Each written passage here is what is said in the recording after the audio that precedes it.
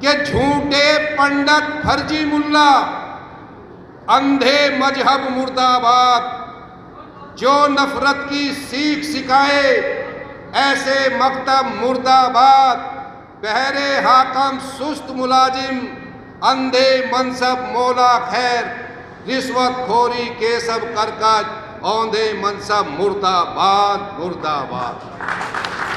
आज वो काबिल हुए जो कभी काबिल न थे, और मंजिलें उनको मिली जो दौड़ में शामिल न थे।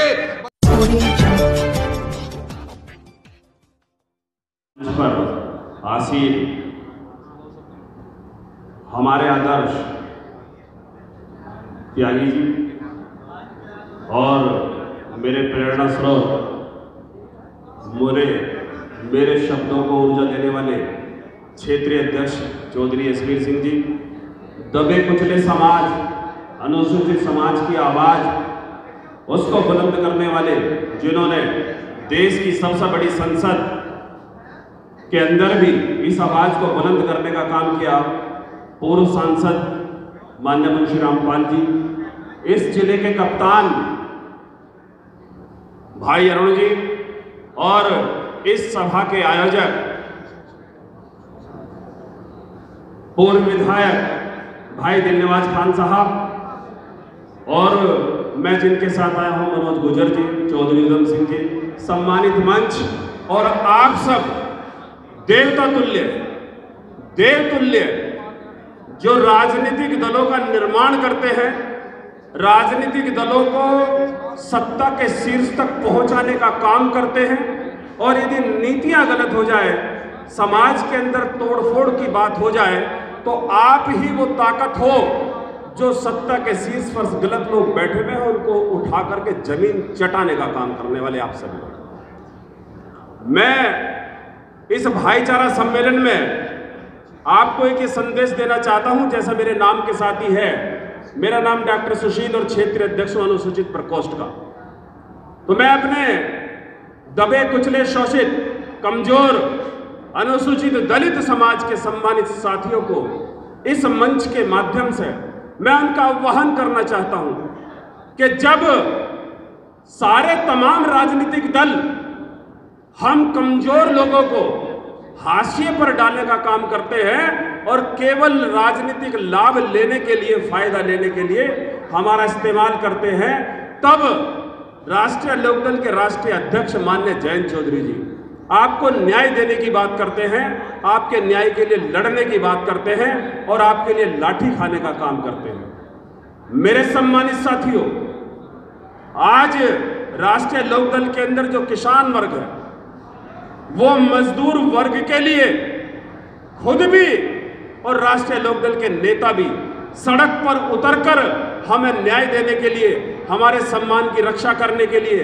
हमारे बहन बेटी की आबरू की इज्जत की रक्षा करने के लिए लाठी खाने का काम कर रहे हैं। ये आपको समझना होगा और इसको समय रहते आपको समझना होगा, क्योंकि इस सत्ता में जो वर्तमान सरकार है इसको बदलना है। उसका कारण है, ना बहन बेटी सुरक्षित है, ना बच्चों की पढ़ाई सुरक्षित है, ना हमारा रोजगार सुरक्षित है, ना हमारा चैन सुरक्षित है, और हमें राजनीतिक संरक्षण भी इस समय सुरक्षित नहीं है। हमारे सामाजिक हालात खराब हैं। राजनीति सामाजिक ताने बाने से निकलती है राजनीति, लेकिन इस राजनीति को हमारे मुताबिक नहीं छोड़ा गया है। सामाजिक ताना बाना बेहद खराब कर दिया गया है। आज इस सामाजिक ताने बाने का निर्माण करना होगा, पुनर्निर्माण करना होगा। गांव के अंदर भाईचारे का दोबारा से निर्माण करना होगा। जातियां तोड़नी होगी, जातियों से हटना होगा। मेरे नेता ने यहां लिखा है भाईचारा सम्मेलन। भाईचारा सम्मेलन का मतलब ही है आपकी लड़ाई लड़ने का काम राष्ट्रीय लोकदल और राष्ट्रीय लोकदल के नेता निर्विवाद, बिना रुके, बिना थमे आपको इसको लड़ाई लड़ने का काम वो कर रहे हैं। अभी आप देखिए बागपत जिले के अंदर एक अनुसूचित महिला, ये आपके संवैधानिक रक्षा की बात है, आपकी सामाजिक रक्षा की बात पहले मैं बता देता हूं। आपको याद होगा बूलगढ़ी कांड, हाथरस कांड, जिसमें एक बहन जो दलित महिला थी, पहले महिला थी। ये बात कर रहा हूं कि इस देश की आधी आबादी 140 करोड़ में 140 करोड़ की 70 करोड़ की आबादी महिला, उस महिला की सुरक्षित और संरक्षित करने का काम यदि इस देश के किसी नेता ने किया है तो वो माननीय जयंत चौधरी जी वो गोलगढ़ी की तरफ जाते हैं। दूसरी बात, बागपत जिले के अंदर जब संवैधानिक रक्षा करने की बात आती है तब एक महिला को जो वहां पर जिला पंचायत अध्यक्ष बनने की बात आई तो उसको न्याय दिलाने के लिए माननीय जयंत चौधरी जी दिल्ली में दहाड़ लगाते हैं और पूरा किसान वर्ग बागपत का कलेक्ट्रेट घेरने का काम करता है और किसी भी बेईमानी को हुए बिना जिला पंचायत अध्यक्ष के पद पर अनुसूचित महिला ममता किशोर को बैठाने का काम किया जाता है। सम्मानित साथियों, कभी फिर समय मिलेगा आपसे मुखातिब होऊंगा। मैं आपको जाते जाते अपने सम्मानित मंच की ओर से एक भरोसा दिलाना चाहता हूं। जो दबा कुचला समाज है स्वीकार कीजिए, माननीय चौधरी साहब ने ताकत दी है अनुसूचित समाज के व्यक्ति को, यदि उन्होंने कोई जिम्मेदारी दी है, आपके भाई को कोई जिम्मेदारी देकर नेता बनाने का काम किया है तो अन्य दलों में जो आपने भरोसा कायम किया वो राष्ट्रीय लोकदल के अंदर इस भरोसे को कायम करने का काम कीजिए। मैं आपसे वायदा करता हूं आपके गांव में आपके नजदीक में आपकी सुविधाओं का माननीय चौधरी साहब की यदि सरकार आती है तो वही उसी क्षेत्र के अंदर आकर के आपका काम वहीं पर कराया जाएगा। उत्पीड़न की तमाम घटनाओं को रोकने का काम किया जाएगा।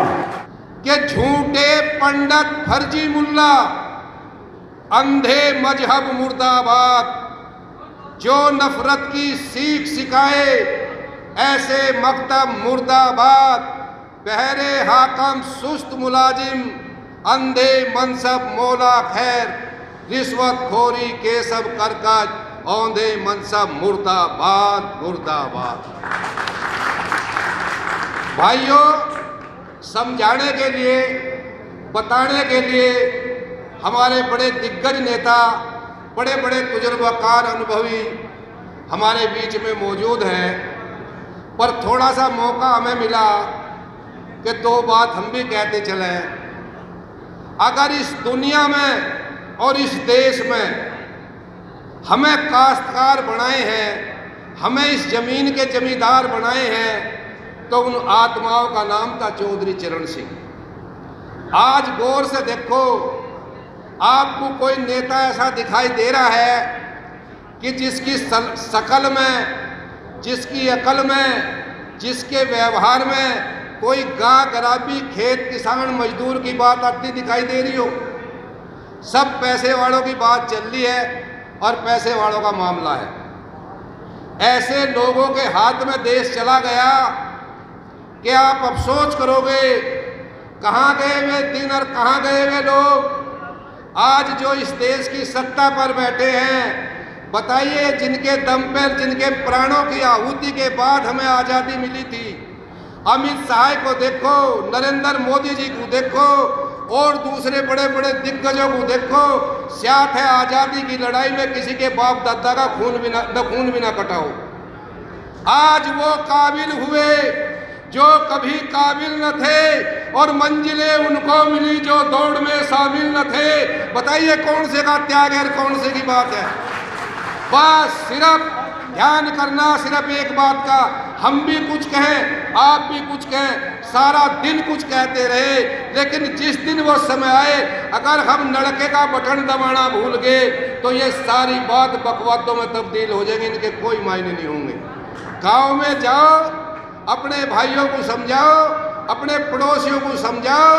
अगर खेती किसानी, अगर इस देश में खेती किसानी बचानी है तो आप ये समझ लो कि जो आवाज़ आज हमारे बीच में जयंत चौधरी की है, वो आवाज़ हमें चौधरी चरण सिंह की समझनी पड़ेगी, तभी हमारा काम चलेगा, इससे पहले चलने वाला नहीं है।